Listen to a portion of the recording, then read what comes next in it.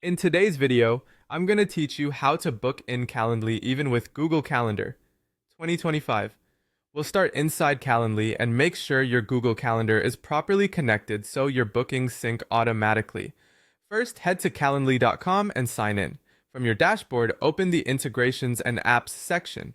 In the list of integrations, look for Google Calendar. Click into it and confirm it shows as connected. Calendly may display a quick pop-up confirming that your Google Calendar is successfully linked. That's exactly what you want to see before you schedule anything because it tells Calendly where to read your availability and where to place new events. Once you see that confirmation, return to your Calendly homepage. Now let's book a meeting. Click Book Meeting to start a new scheduling flow. Choose the date you want by clicking directly on the calendar, then select the time that works for you. Make sure the time zone displayed is correct for your account. Calendly will use that to calculate availability and send the right details to your guest. On the left-hand side of the scheduling screen, you'll see the Invitee panel. Click Add Contact.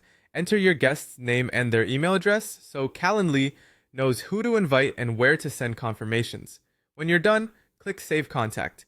This stores the details for this booking and ensures the meeting invite goes to the right inbox.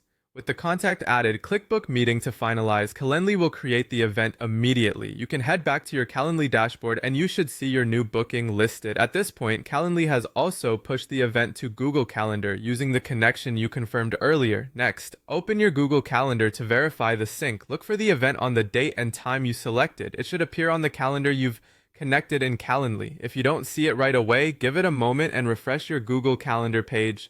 A simple refresh usually pulls in the latest changes. Once it appears, you're all set. Your guest will receive the invite and any reminders you've configured in Calendly, and the event will respect conflicts and availability based on your Google Calendar settings. That's the complete flow. Confirm Google Calendar is connected in integrations and apps.